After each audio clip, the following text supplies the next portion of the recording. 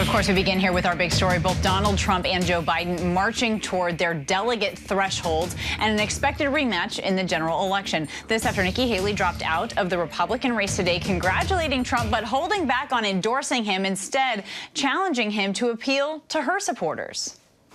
It is now up to Donald Trump to earn the votes of those in our party and beyond it who did not support him. And I hope he does that. At its best, politics is about bringing people into your cause, not turning them away. And our conservative cause badly needs more people. Well, Trump beating Haley in nearly every Republican Super Tuesday contest, losing only Vermont, further clearing his path to the nomination. The former president taking to social media this morning before Haley's announcement, writing she got trounced and inviting her supporters to join his movement. So joining us for more on this is our ABC News chief Washington correspondent and co-anchor of This Week, Jonathan Karl. John, we're so glad to have you with us. Obviously, we have a lot to talk about today. So first, I'm hoping you can kind of lay out the path for us for these candidates to collect their remaining delegates. And also, how concerned should the Biden camp be over this uncommitted vote that we saw play out heavily last night? Well, both of them have a clear path towards getting the delegates necessary. What's interesting is that Donald Trump will likely get the majority of delegates when he wins the state of Georgia, now without an opponent. Georgia was one of those places where the Republican governor stood up to Trump, and Trump really went after him. But you raise an interesting point, and a point that should be of some concern to Democrats, the uncommitted vote. We remember before the Michigan primary, there was a major effort led by people that were upset about Joe Biden's handling of the situation in Gaza, who were urging, including one member of Congress, a Congresswoman Tlaib, urging Democrats to vote uncommitted instead of voting for Joe Biden.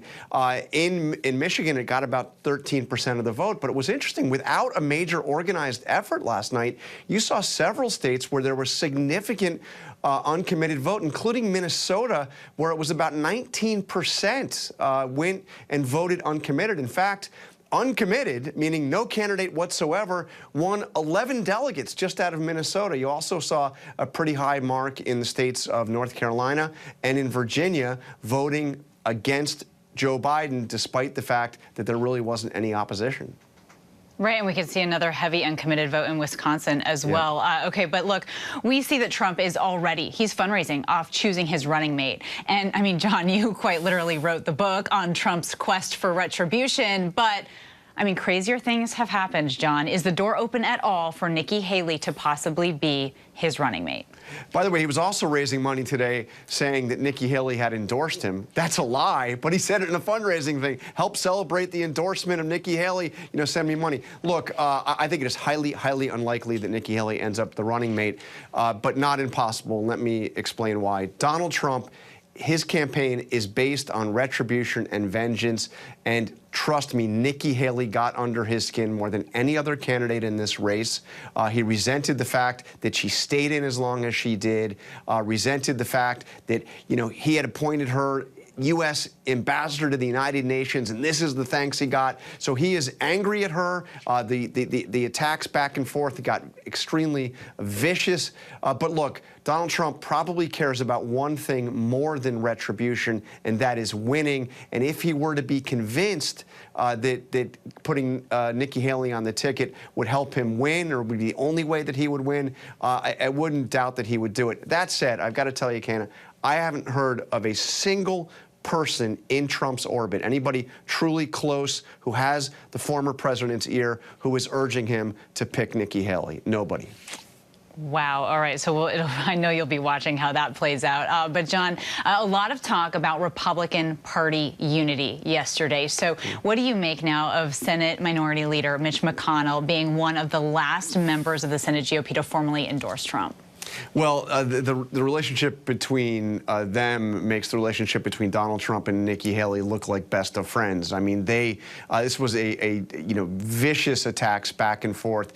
Mitch McConnell did the ultimate sin back in December of 2020 when he congratulated Joe Biden and Kamala Harris on winning the 2020 presidential election. Trump was infuriated by that. He called him up minutes after the speech, yelled a series of expletives expletives at him. McConnell himself told me this not long after it happened and said that Trump hung up the phone, and the two men have never spoken since. As a matter of fact, even with this endorsement, there's been no conversation directly between the two men today. So they have not spoken for more than 3 years.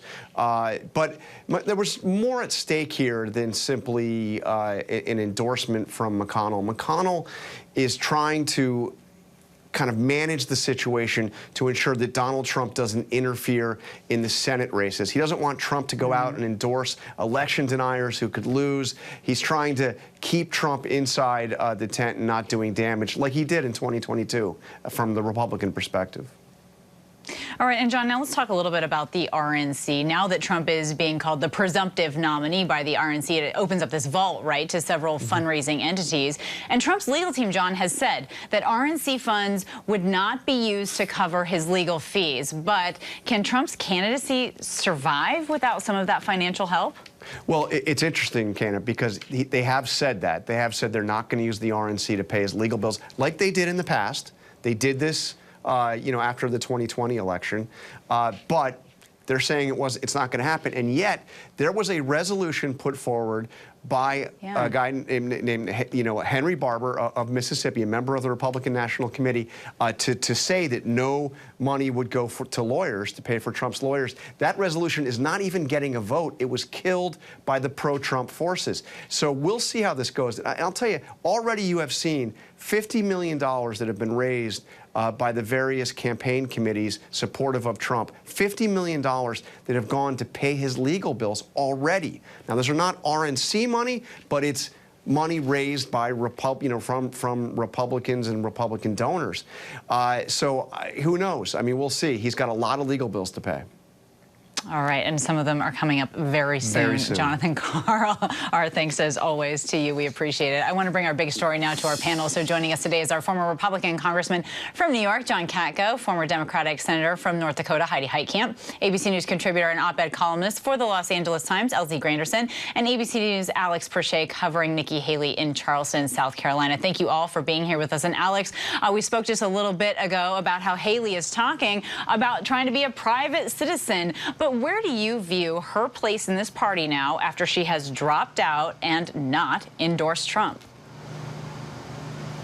Well, she's positioned herself in an area of influence, right? I mean, certainly, she's been the fly in the ointment for an all but conclusive nomination for former President Trump, right? But her being able to prove time and time again in all these state races, which she lost, but she still had a substantial amount of voters who sided with her. And also some of our exit poll data showing that 79% of Haley voters said that they would be unsatisfied with Trump as a nominee. 79% saying they would see him as unfit as serving as president if he was convicted of a crime. You know, that is a significant number, and it's a number that she really can kind of leverage going forward. And so, you know, you heard her today challenge the former president to bring more people towards his cause instead of excluding them out. She's been pressured about whether or not she was going to endorse him even earlier this week, saying that, you know, she's going to do that on her own time if she does it at all. Also pointing to the fact that the RNC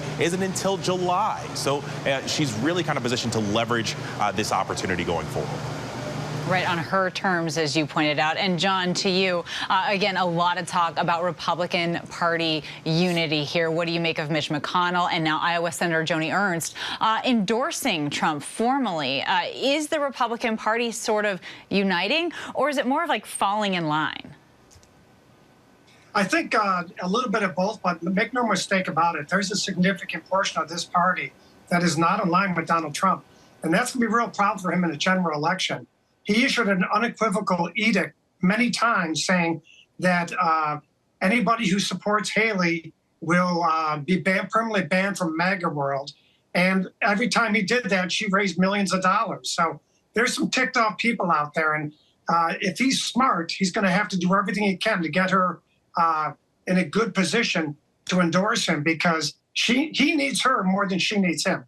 And I think that's the most important thing right now. Interesting. And Heidi, looking ahead, Biden will be delivering the State of the Union address tomorrow, knowing that he's up against Trump again, and he's not doing fantastic in the polls. How might this year's speech be geared toward his, general election pitch? think it's going to be a speech that will outline for him his accomplishments, what he would do in the next term if he's granted one, and then talk about civility in politics, talk about working together, talk about solving problems. I think that, Donald Trump is a very, very divisive person, even within his own party, as John has said. And so when you look forward, I mean, if you're looking forward for Biden, Biden now has to make the case for his reelection, and it can't just be, I'm not Donald Trump. Well, and LZ, do you think that he might try to speak directly to some of these voters who are going to the polls and checking that uncommitted box? Well, he definitely needs to. In fact, I hope he uses the State of the Union to address those voters directly, because he does need to talk to the nation as a whole in terms of what we're doing in Israel. He needs to talk to the nation as a whole, giving us an update on Ukraine. It's the State of the Union. I know we're focusing on November, but it's the state of where the country is today. And he does need to give us an update, because there's a lot of foreign policy issues that are on the table that Americans are talking about. And the uncommitted vote represents that concern. Nearly 20% of people in Minnesota voted uncommitted. Now, I know that number was less than 50,000, but percentile-wise, that is really significant. So I hope he uses the State of the Union to address what we're doing in Gaza, what we're doing with Ukraine, and to hopefully get those people who say they're uncommitted to commit to someone. Right, and that happened in Minnesota without that big grassroots push like we saw in Michigan. And so we'll also have to see how that plays out in Wisconsin as well. John, Heidi, LZ, and Alex, our thanks to all of you.